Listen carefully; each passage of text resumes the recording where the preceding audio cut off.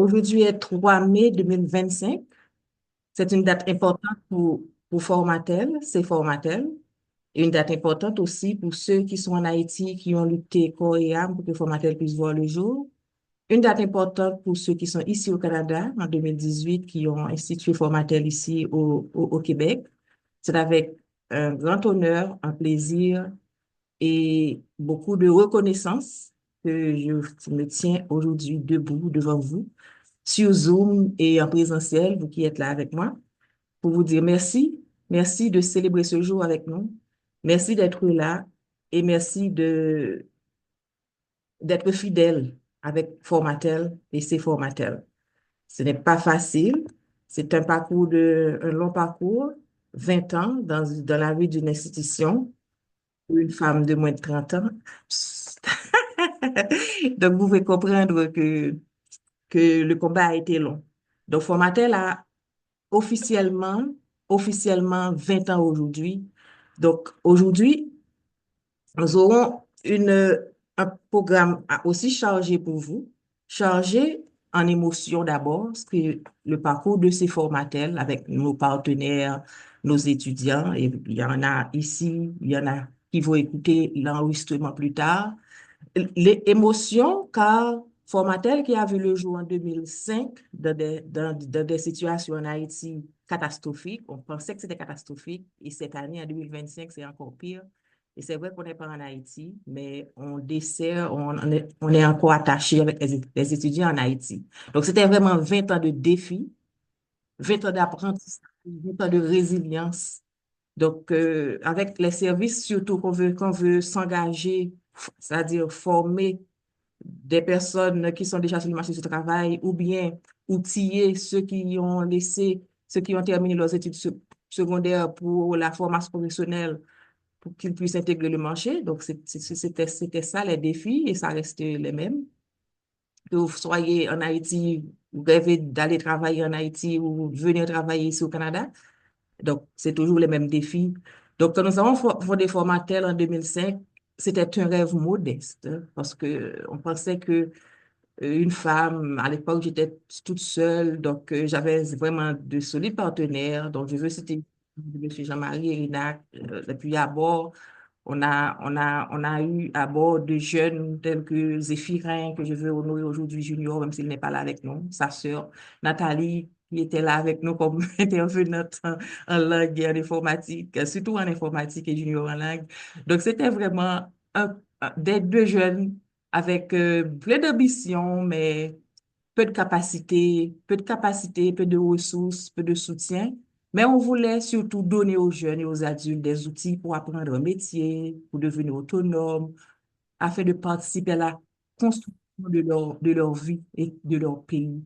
Donc, nous avons commencé avec peu de moyens, certes, mais nous avons une vision claire car nous savons que la formation est une clé pour la transformation sociale. Donc aujourd'hui, en regardant le chemin parcouru, je suis vraiment fière. Quoique formatel, on a dû laisser fermer nos portes en Haïti, mais on reste encore connecté avec nos étudiants, ceux qui le veulent bien, ceux qui sont trop occupés, ceux qui pensent seulement aux attestations, aux diplômes. Après leurs études en Haïti, nous contactent quand même. Donc nous avons quand même de centaines de personnes formées, diplômées, et des milliers de personnes certifiées, car nous avons formé pour une seule institution en Haïti plus de 3000 personnes. Donc, pour une seule institution. Donc, il y a eu des contrats de 100 personnes, de 200-300 personnes. Donc, je dois vous dire qu'en Haïti, ça marchait avant tout ce qui se passe dans notre pays. Ce n'est que partie remise. Moi, même si je commence à entrer en âge, je suis encore optimiste que ça va changer. Et je dois avouer aussi que nos services ont changé des vies, car j'ai eu des témoignages des jeunes qui se sont vus leur vie transformée, soit ils ont changé d'orientation professionnelle, ils se sont vus promus dans d'autres postes. Donc, c'est pourquoi je dis que c'est une fierté d'être devant vous après 20 ans, où le rêve était très peu, mais les résultats, je peux dire, les résultats sont énormes. Nous avons eu des partenariats solides ici au Canada d'abord, en Haïti d'abord, et en fait aussi au Canada actuellement, au Québec où je suis. Donc, nous avons un centre physique en Haïti, une capacité qui peut prendre plus de 300 à 400 étudiants et des personnes sur la cour, plus de milliers. Donc, on a déjà organisé des événements en Haïti avec des institutions publiques, donc où on a réuni plus de 500, 600 personnes sur la cour. Donc, c'est pour vous dire que le parcours c'était vraiment enrichissant car j'ai rencontré pas mal de personnes, des personnes motivantes, des personnes qui ont su nous donner l'espoir qu'il y a un avenir meilleur avec nos modules et également nos intervenants qui étaient et qui sont encore de qualité. Donc, j'en profite pour les remercier, pour leur dire combien nous sommes reconnaissants, combien moi-même personnellement je suis reconnaissant, les formateurs, les collaborateurs, les bénévoles, nos étudiants qui nous ont fait confiance, parce que ce sont le véritable moteur. Sans étudiants, il n'y a pas d'école. Donc, chacun de vous, c'est une preuve vivante que l'éducation professionnelle change des destins. Donc, il y en a qui sont ici avec nous, donc, avec le travail et tout, qui ne peuvent même pas être présents, mais c'est sûr qu'ils seront là, ils vont écouter mes propos. Donc, ce 20e anniversaire n'est pas seulement une célébration du passé, c'est aussi une promesse pour l'avenir à travers ces formateurs, car en Haïti c'était formatel, à travers ces formatels qui est le bras canadien, nous renforçons aujourd'hui nos ponts vers l'international. Nous offrons des bourses d'études, des formations en ligne, des opportunités d'emploi à l'étranger, toujours avec un seul objectif, l'impact social et humain. C'est un programme qui est aujourd'hui riche car nous avons la possibilité de former des aides-soignants, des aides familiales à distance. Nous avons la possibilité de former des secrétaires, des personnes qui veulent apprendre à parler les langues françaises, anglais, même pour le portugais. Nous avons aussi la possibilité de former en ligne, à distance, des personnes qui veulent intervenir auprès des enfants, des éducateurs aux petites enfances. Et nous avons aussi actuellement cette année la possibilité d'offrir des bourses d'études au Brésil à ceux qui le veulent. Et c'est tout compris, logement, etc. Donc, tout dépend de votre profil financier. Et c'est pour ça, nous vous invitons à, à poser des questions tout à l'heure quand nous allons présenter tous ces programmes. Nous allons aussi partager nos services pour le Canada. Donc, je vous invite à participer, à poser vos questions, ne pas être timide, à ouvrir vos micros et à échanger avec nous. Donc, pour terminer, pour que je puisse commencer avec les capsules, parce que ce sera tantôt la capsule sur la formation aide-soignant, une petite partie qu'on va vous présenter gratuitement aujourd'hui à ceux qui sont nos invités et aux étudiants. Et ce contenu fait partie de votre programme. Donc, je vais passer la parole à M. Dessalines tout à l'heure, mais je dois remercier Dieu, mon Dieu, le grand être de l'univers, Jéhovah, que je suis reconnaissant pour m'avoir donné l'intelligence, la vie, la protection, afin que je puisse être utile aux autres, offrir mon service, mes services, mon temps, mes ressources, le peu que j'avais pour que des, une ou deux personnes, et je dirais même plus, ont eu l'opportunité de profiter de nos actions, c'est-à-dire de nos services, de nos formations. Donc, c'est pourquoi je ne parle pas de fierté, mais je parle de reconnaissance. Et les reconnaissances reviennent à vous, chers invités, en ligne et en différé qui vont écouter cette présentation. Donc, je vais vous lire le contenu du programme maintenant pour que vous puissiez au moins, c'est vrai que vous l'avez reçu, si vous êtes là, c'est parce que vous l'avez reçu. Donc, après mes propos, nous aurons la première capsule qui va parler des soins aux aînés, attention à la maltraitance. Donc, la maltraitance, vous allez voir, c'est pas uniquement quand vous battez quelqu'un, quand vous frappez quelqu'un ou quand vous euh, négliger quelqu'un. Donc, vous allez aussi voir que avec M. Dessalines, ce qui importe, qu'est-ce que c'est exactement les bons gestes, les gestes que vous n'avez peut-être pas fait non plus, que vous devriez faire, que vous n'avez pas fait, vous allez voir, vous allez tirer profit de ça, même pour vos parents aussi, ce sera utile. Ensuite, je reviendrai pour les gestes qui sauvent des vies. Donc, surtout si vous êtes en Haïti, donc il y a beaucoup de violence, il y a beaucoup de tensions, de crises, des personnes qui passent toute leur vie dans la peur, donc il peut y avoir des risques. Il y a quand même le risque que la personne puisse faire une crise cardiaque ou un AVC, donc on va voir comment réagir. quelqu'un qui a pris une balle perdue, comment vous pouvez l'aider en réagissant rapidement. Donc on va voir ça. Et, et ensuite, nous allons présenter les différents programmes de ces formatels, les conditions d'intégrer Formatel, de bénéficier des services et surtout de bénéficier des bourses d'études qu'offre le Brésil aux Haïtiens, aux, aux Caraïbes en général, mais surtout aux Haïtiens. Ensuite, ce sera votre tour, parce que poser des questions, vous allez aussi vous exprimer, donc je vous donnerai la possibilité. On va aussi avoir le témoignage de certains qui sont là avec nous. Regardez des vidéos de ceux qui ont bénéficié de nos services, leur satisfaction. Donc, sur ce, je vais passer le micro à M. Dessalines, mais je vais quand même vous donner la possibilité d'ouvrir vos micros parce que tout à l'heure,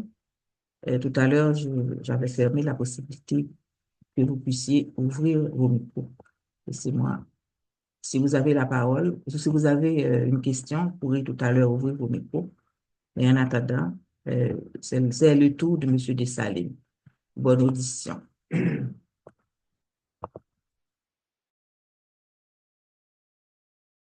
Merci.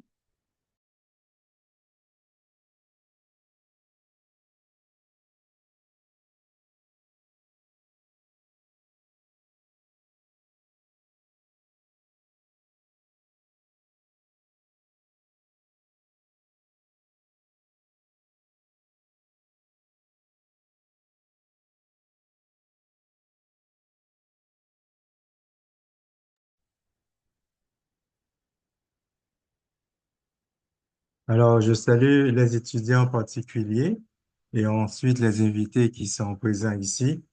Alors, c'est Formatel 20 ans, c'est déjà ça dépasse déjà un ado, c'est déjà un adulte maintenant. Alors, Madame Esther vient de vous raconter le parcours. Moi, je n'ai pas grand-chose à ajouter, simplement, moi, j'ai commencé ce Formatel ici au Québec, c'est dans les années 2019. Ouais. Donc 19 à 25, ça fait déjà 5 ans. Et puis, il y en a aussi, en 2018, on était à Montréal. Donc, on a commencé à Montréal, dans un bureau. Et puis après, maintenant, on a formaté le cours précisément en ligne. Alors, moi, mon parcours, c'est pas compliqué. Je suis haïtien. J'ai été à la faculté des sciences pour étudier en génie et arrivé ici, après 5 ans, j'ai changé de carrière pour être dans le domaine de la santé et je suis infirmier. Donc, moi, approché Esther, on se connaît déjà bien avant la formation de ces formatels parce que j'avais une petite centre de formation, c'était CACI qui s'est développé à Carrefour en informatique. Et puis par la suite, on ne s'est pas vu et rencontré ici au Canada 2017-2018. Et puis, ça devient, au lieu de formatel, c'est formatel. Moi, je salue avec respect Esther pour non seulement son indulgence, mais aussi sa ténacité pour continuer à dispenser ce cours, les cours de formation pour aider les Haïtiens. C'est une forme d'aide qu'on peut apporter. Et moi, dès qu'il s'agit de formation, même si c'est gratuit, donc je suis prêt à en dispenser parce que quelque part, chaque Haïtien a reçu la formation, ben, disons presque gratuite.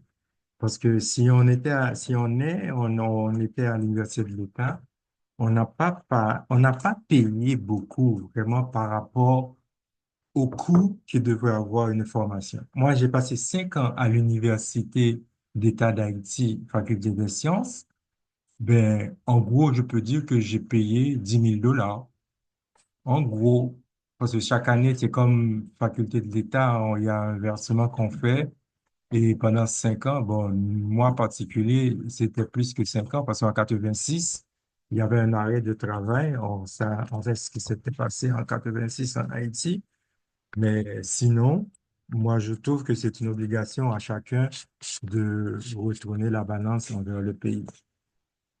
Donc, ceci dit, moi, ce que je vais faire ce matin, il y a un groupe d'étudiants, on devrait compléter leur parcours Et c'est seulement cet aspect-là qui manquait, le capsule soins aux aînés, attention à la maltraitance. Alors, d'habitude, quand on fait le cours, on demande aux étudiants s'ils peuvent partager leur savoir à travers ce qu'on étudie. Je ne sais pas s'il y a quelqu'un qui, même s'il y a des invités là, qui oserait pour dire qu'est-ce qu'il en pense de la maltraitance. Hmm?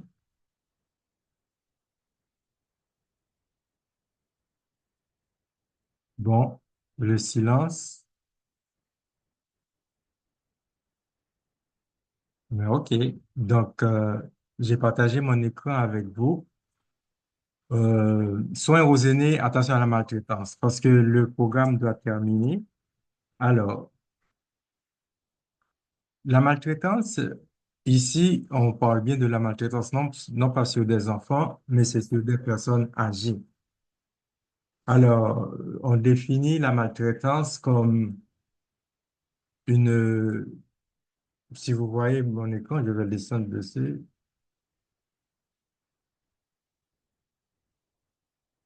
Voilà, c'est ça qui est affiché ici, comme toute action ou absence d'action causant du tort à une personne âgée.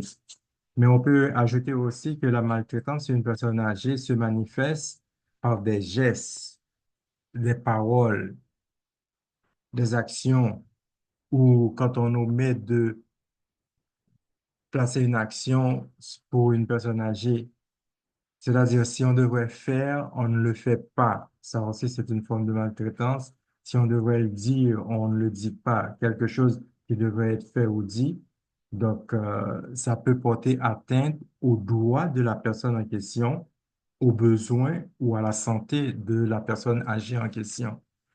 Et on verra qu'il y a au moins sept formes de maltraitance.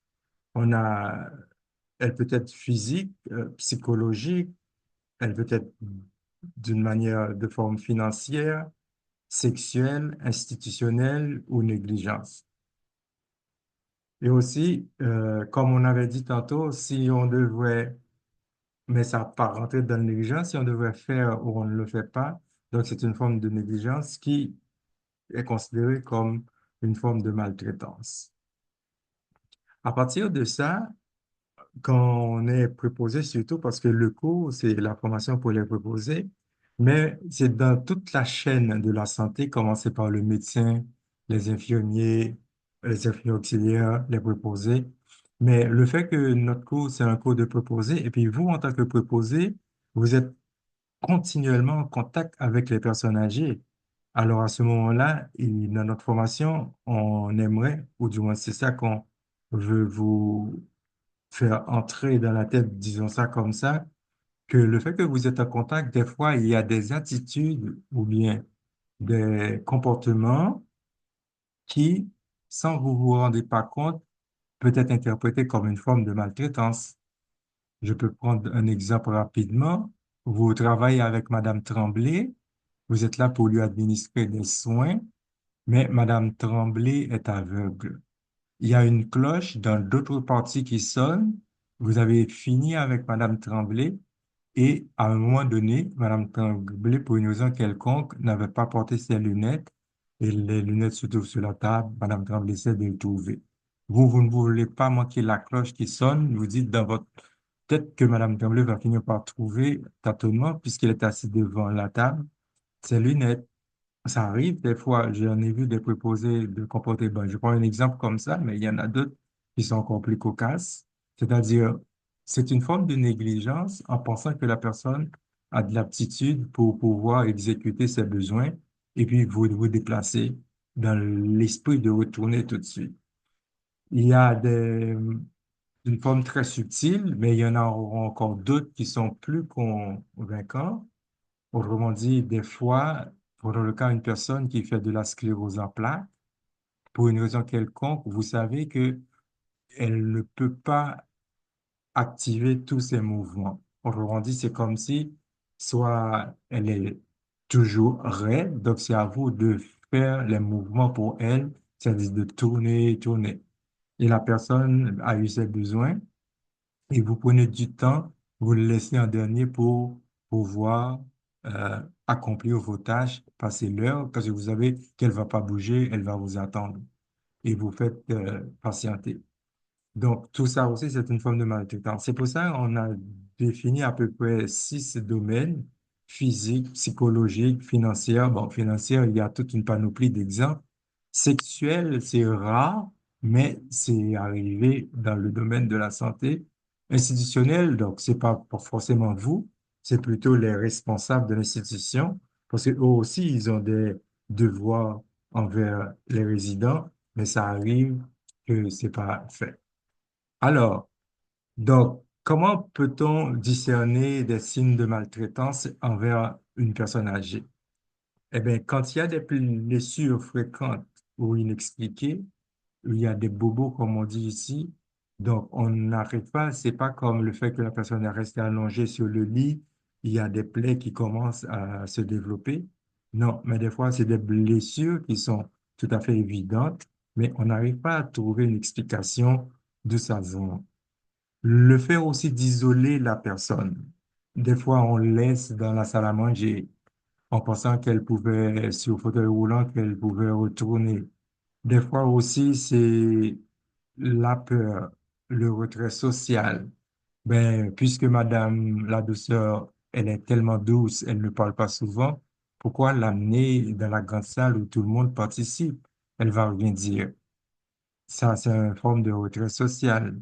Mauvaise hygiène. J'ai à peu près 12 patients le matin et je dois terminer ma tournée. Alors, je fais flop, flop, flop et puis c'est fini.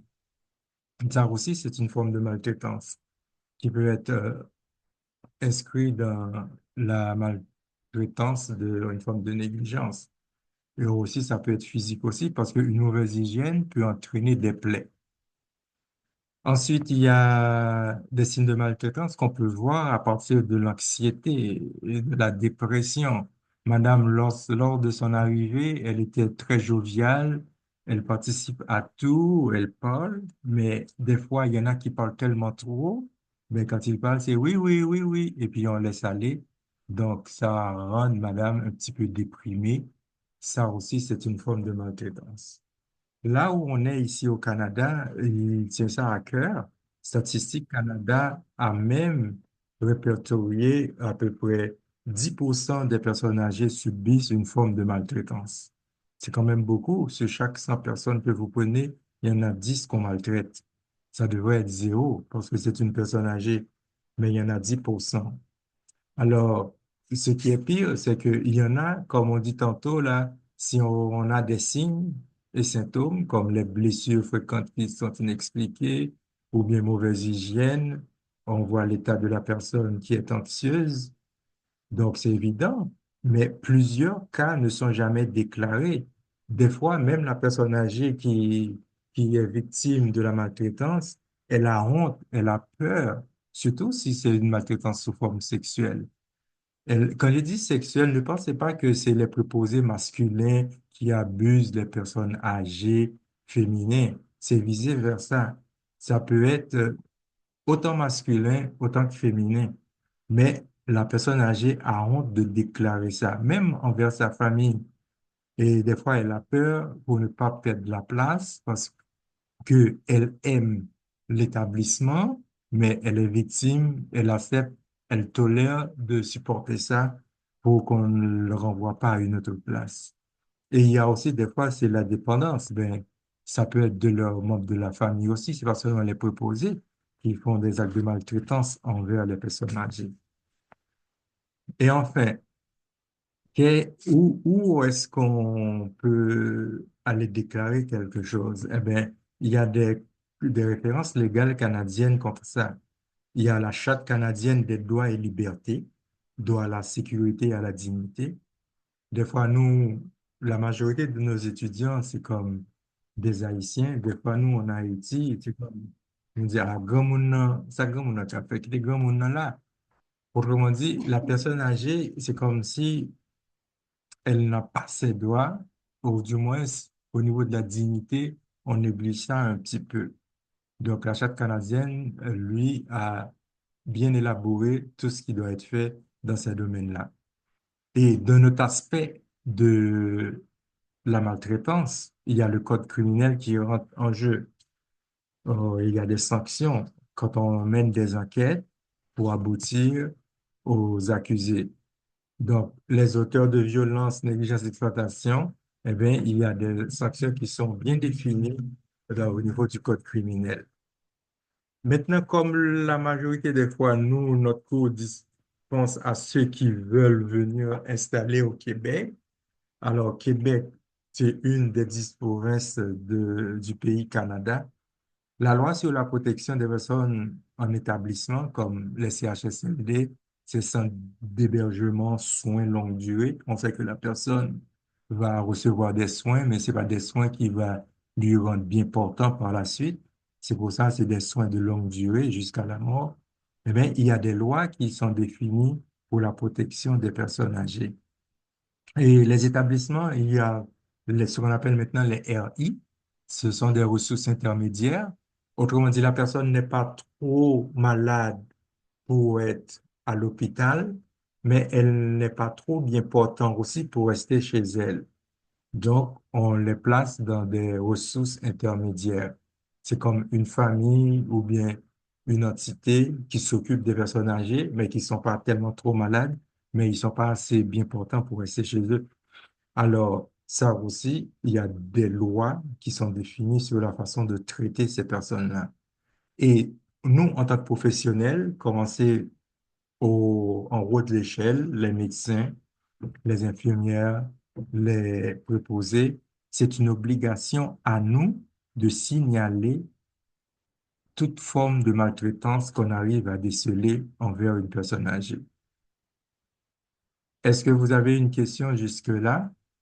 Parce que c'est quand même un cours complet pour compléter les étudiants qui manquaient seulement ce chapitre-là pour terminer. Et on prend la possibilité pendant la célébration de la fête de ces formatels, non seulement on fait dispenser ce cours, parce qu'il y en a d'autres invités qui peuvent en apprendre davantage sur cette forme de maltraitance-là envers les personnes âgées. Donc, en parlant des invités, les invités ici, là, par rapport à leur famille, c'est toujours ce qu'on appelle les aidants. Même s'ils ont placé leurs parents dans un établissement, mais ils font partie de ce qu'on appelle la lignée au niveau d'administration des soins, parce que leur présence sur le plan affectif est très important pour les personnes âgées. Et les aidants aussi peuvent être considérés comme quelqu'un qui aide une personne à son domicile. Donc, leur but, c'est fournir des soins respectueux et sécuritaires, observer les signes de détresse ou de maltraitance, et puis signaler toute situation suspecte qu'on peut considérer comme une forme de maltraitance. Nous, en tant que professionnels de la santé, euh, il y a comment je peux dire ça, il y a toutes des étapes à respecter pour arriver à dire que cette personne-là a subi une forme de maltraitance. D'abord, il y a des évaluations qu'on doit faire au niveau de la condition physique et mentale, parce qu'on vient de voir en haut, il y a au moins 6 formes de maltraitance envers une personne aînée. Et non seulement après l'évaluation, on va essayer de repérer les signes subtils de violence ou de négligence. Parce que c'est simple. Si on a découvert une rougeur, le plus souvent, c'est le préposé qui va voir la rougeur avant nous. Supposons qu'une personne qui porte des culottes d'incontinence et elle fait pipi, et il y a toujours une négligence de changer cette culotte-là. Eh bien, à la fin, automatiquement, ça va produire des rougeurs au niveau des aines, au niveau des fesses, au niveau de la vulve. Eh bien, lors de notre évaluation, on peut questionner pourquoi Madame Tremblay a autant de rougeurs. Qu'est-ce qui se passe? On convoque les préposés, on peut faire une petite réunion pour essayer de repérer les signes subtils de violence, parce que si on applique la crème pour Madame, en fait, même s'il y avait une rougeur, après 3, 4 jours, ça devrait disparaître. Alors, qu'est-ce qui se passe? Pourquoi on l'a-t-on négligé? Donc, ça aussi, c'est notre rôle à nous en tant que professionnels. Et maintenant, si après nos enquêtes, on voit que la rougeur, c'est pas comme on a négligé de changer la culotte de Madame Tremblay, eh bien, c'est notre rôle d'orienter vers des ressources appropriées pour savoir qu'est-ce qui se passe. Il peut être une autre forme de maladie de la peau et on pensait que c'est simplement, c'était une simple rougeur. À ce moment-là, le médecin va rentrer en compte et il va y avoir des choses qui sont accomplies pour pouvoir aider Madame Tremblay à travers ça. Parce que Madame Tremblay, lui, elle sait qu'elle ne fait pas d'urine souvent, et on dit que c'est peut-être c'est les selles qui sont restées, mais tout ça peut lui rendre un petit peu gênant pour raconter. Donc, les deux entités, nous, les professionnels et aussi les aidants, eh bien, ensemble, on va finir par trouver la solution et Madame Tremblay va être contente. Maintenant, quand on soupçonne quelqu'un, jusqu'à maintenant, est-ce que ça va? Il y a toujours du monde qui m'écoute? Oui, monsieur Dessalines, ça va. Eh bien, Oui, monsieur, merveilleux. on vous écoute bien. Bon, jusqu'à maintenant, ça va. C'est comme ça, quand on administre le cours, des fois, ils allument leur caméra et puis ils s'en vont, ils laissent le professeur parler. Mais quand vous participez, c'est encourageant. Alors, jusqu'à maintenant, on a vu les différents types de violences qu'on peut exercer et puis les entités qui sont concernées et aussi le comportement des résidents par honte, par peur, par anxiété, déprimés aussi, ne peut pas le déclarer. Et c'est à nous, surtout le corps professionnel, de prêter attention à ça. Maintenant, si on a découvert quelque chose comme une forme de maltraitance, on a soupçonné quelqu'un, alors que faire?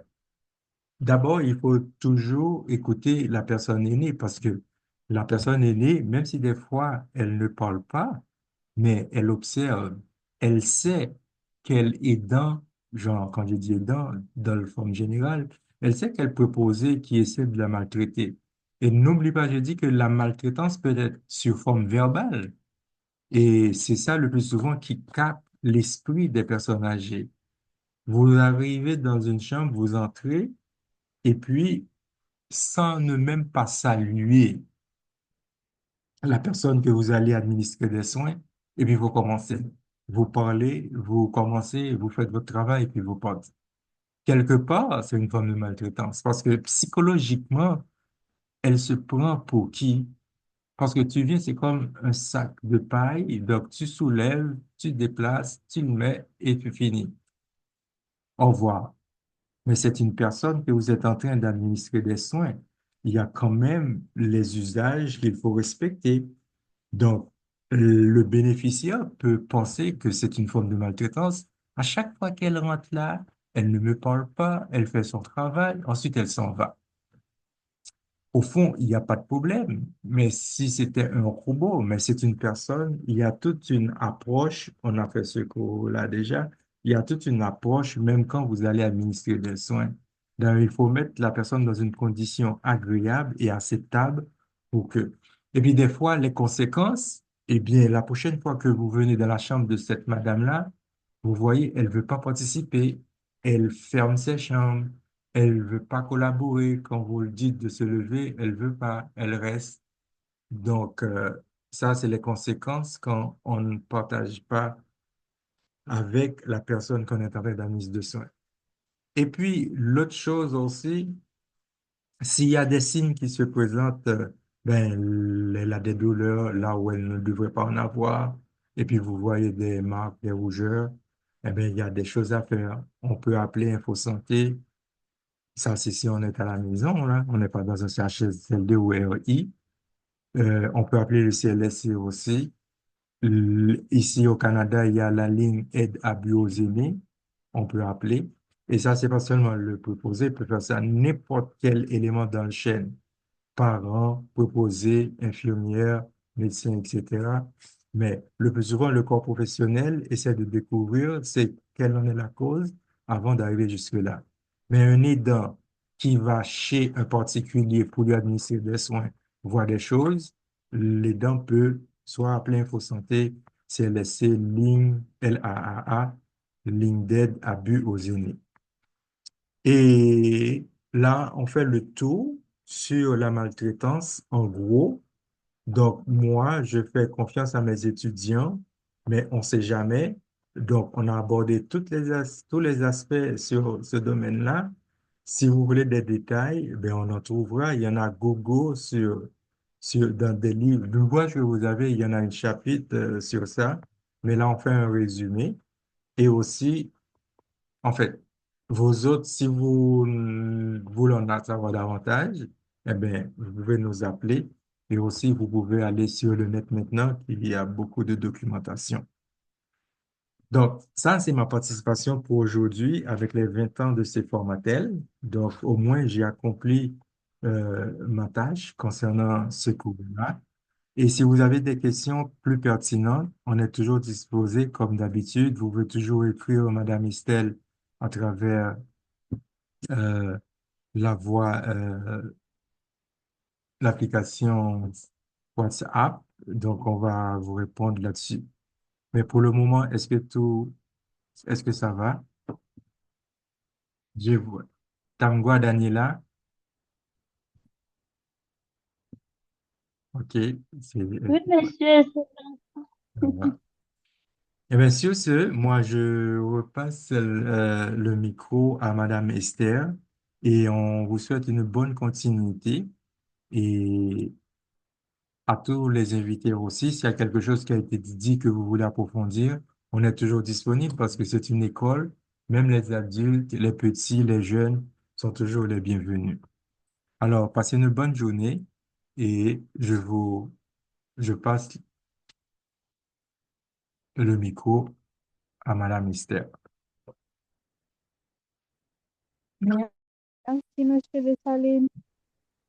Bien, merci beaucoup, Monsieur Dessalines. Et je vais partager l'écran. Mais il y a eu peu de participation, je comprends. Et il y a eu beaucoup de retard. Je vois que les étudiants, il y en a qui ont même raté la formation tout court, là.